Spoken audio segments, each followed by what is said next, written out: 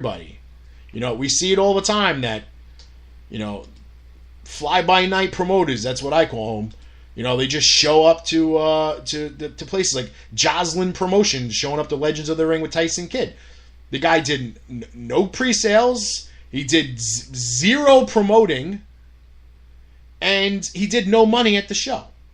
And he was charging $50. $50 fucking dollars for a combo? Are you on drugs? Tyson Kidd was just there in June. Same convention. Charging a lot less. This was a trying to strike it rich, one show, make some money, fake company, and he bombed out. So, I will end this segment of the show saying this, as I've said this before. Show promoters, and I'm talking about ones who do fan fests and conventions and things like that, start making stipulations that these promotional booking companies need to have a tax ID number that coincides with their company's name before you sell them tables. I'd rather have 10 vendors at a show knowing that they're 10 legit businesses than 35 vendors and 60% of them are bullshit, are not real companies, and can screw anybody at any given time and not have to pay the consequences because they're probably never going to come back anyway. Chiller requires you a tax ID number. Why can't any of you? I don't understand it. You're afraid you're going to lose longtime promoters because they don't want to do it? If they can't fork up a couple of $100s a month to pay for an LLC, then you don't want them at your show anyway. Because it's a good chance if they're doing this and they don't have a legal limited liability company, then they're probably not bringing talent in that anybody wants to see anybody anyway, or has been there 100 times. Okay, these fly-by-night bullshit companies aren't bringing in brand new talent off TV because nobody knows who they are. These are the same companies that do zero promoting, do zero pre-sales, zero mail orders, screw people over, are on those Facebook autograph pages as people who don't send product to people when they pre-order stuff. It's garbage. That's how you eliminate it. This is how you weed out the bullshit. This is how you weed out the fakes. Only accept real companies. And I'm not talking about, oh man, I'm Billy Bob DJ company and I'm bringing in a wrestler. No. A legit wrestling promotions company, a booking agency.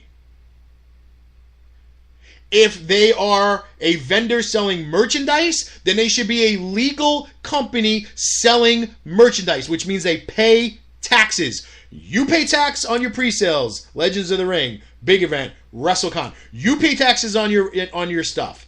You report everything that goes on in your venues on your taxes. Why shouldn't your vendors? That's how you get rid of them. Plain and simple.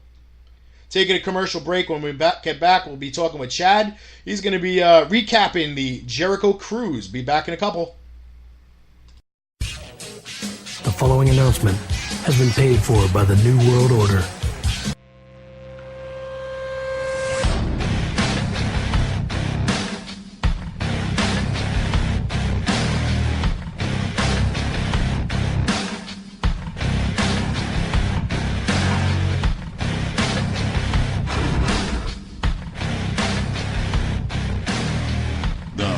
Frankenstein Wrestling Superstore in the world-famous Englishtown Flea Market.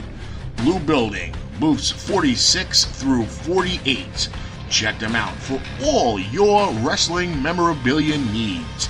They have figures, lucha masks, t-shirts, retro collectibles, DVDs, cards, and so much more. You can also pick up tickets to local indie wrestling promotions. That's right, you heard it here on the Damage 365 Radio Network. the Funkenstein Wrestling Superstore in the world-famous Englishtown Flea Market, Blue Building, booths 46, 47, and 48. Check them out on Facebook at facebook.com/Funkenstein Inc. for more information.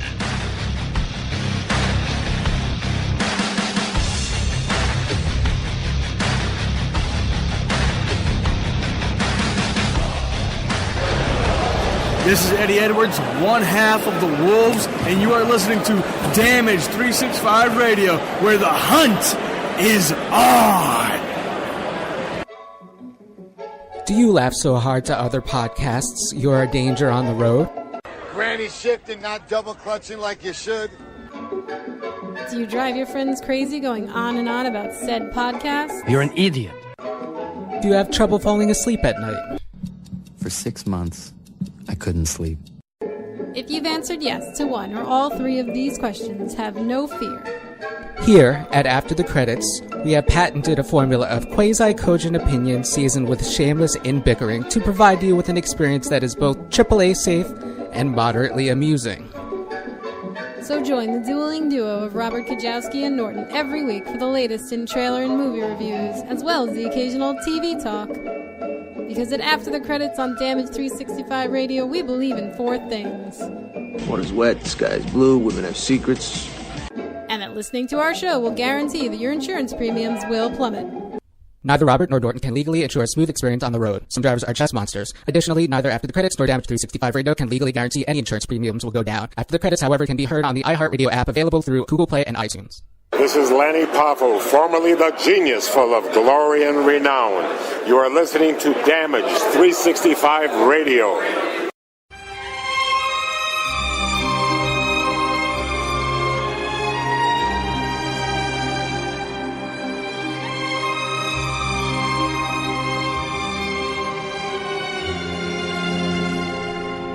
Esposito's Pizza and Pasta. Check us out on one of our fine locations, 930 Route 34 in Matawan, New Jersey, or 233 East Main Street in Manasquan, New Jersey. From pizza and salads to pasta and buffalo wings, we have something to suit every member of your family. Whether you're seeking to take out, delivery, or just want to dine in, let us do the dishes. We would be more than happy to take care of your next meal.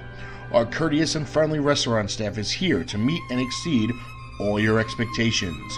We promise an enjoyable experience each and every time we serve you.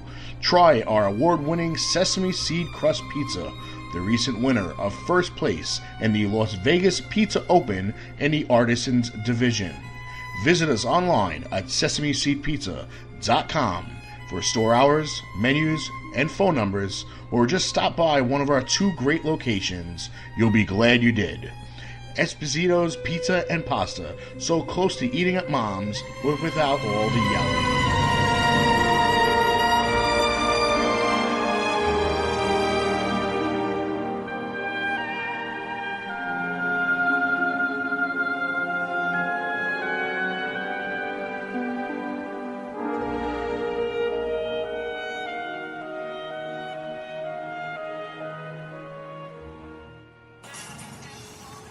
This is former WWE superstar Damian Sandow, now known as Aaron Stevens, and you're listening to Damage 365 Radio. Keep it tuned. You're welcome. The following announcement has been paid for by the New World Order.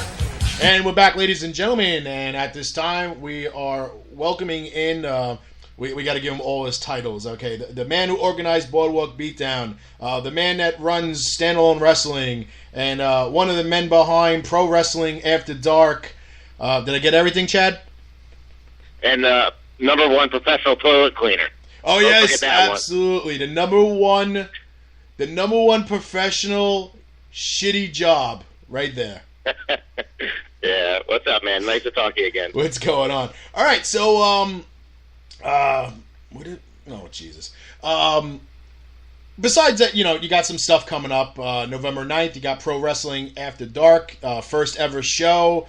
Adult-orientated wrestling show. Should be pretty interesting. Holodead and Zeta Zhang from my promotions company will be in attendance with you guys, so please make sure you take care of them.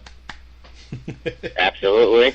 No, don't skip out on paying, or I'm gonna have to call 11 of my favorite friends and come chase you down. Yep. Because they're not. I know they're not. I know they're not paid yet, so they better be waiting. But I'm not gonna pay those 11 people. I'm just gonna. It's a handshake and a hot dog. Good. That's the best way to do it. So okay. So you were on the Jericho Cruise. So a lot of people. And shockingly, I haven't seen a lot of feedback on Facebook about it. I guess maybe I didn't know a lot of people that were attending the cruise, but I seen some pictures, and you and I talked a little bit here and there when you had some downtime. But how was that experience there? Yeah, so first off, the first way I was thinking about it, as if you're a wrestling fan, is you're getting on a cruise, you're paying less money than a normal cruise, and you're getting that wrestling experience with it. Mm-hmm. So if you're a wrestling fan, right away, you're doing good. For me, I thought it was an amazing experience. From seeing the wrestling matches, which they had scattered over all days. It's not like you saw one show and then it was over. They did like 3 matches in the morning, 3 matches at night, 3 matches the second day in the afternoon, 3 more matches at night. So they broke it down all over the whole course of the trip. And you had things from, you can gamble at the casino. Mm-hmm. They had comedy shows. They had all the podcasts came. What else did they do? Yeah, I took the comedy shows and the rock bands. There was concerts. Fozzy performed 3 times. They had the guy from Stone Sour, Corey Taylor, perform, and there was really something for every aspect of your family at the event. Nice. And who did you attend the show with? Well, the cruise. My son, my girlfriend, and my little baby. Very nice. 8-month-old baby. Nice. Yeah, it was amazing. Was that his first mainstream wrestling show? Yeah, he's been to my shows, but this is the first time he's ever been to like a full event like this. Yeah. Nice. All right. Yeah. Didn't freak out? Not at all. He loved it. Yeah, we went, from whether it was the pool or the ocean and stuff like that. He loved everything. Nice. And the other big thing that they did is included was a free convention. So you actually had a convention on the ship itself. With meet and greets scattered throughout as well, and that was actually included. So you didn't have to pay to meet any of the wrestlers. Nice. That sounds like I guess I'm going to assume that has to be a first time event. Yeah, it was the first time, and they're already talking about doing year 2. And what was cool is that you had Ring of Honor, you had New Japan, and Impact who all worked together on the cruise. Right. And they said if they do it next year, they're going to get more promotions involved. And same thing I want to do is work together with throughout the state and the tri-state area with different promotions, and they want to do it big time. They want to work with everybody on the cruise, and bring talents in from everywhere, and have title for title type of matches and cool stuff like that. So what you're trying to say is that multiple wrestling companies came together to work together? Yeah, definitely. I think that's impossible. Yeah, that came up too. If you want to watch one product and you want to see one thing, you know where to do that. If you want to see multiple promotions work together and act like families, this is going to be a new place for you. It's going to be pretty interesting with all the rumors of the Bullet Club. Now they're not called the Bullet Club anymore. Now they're called the Elite.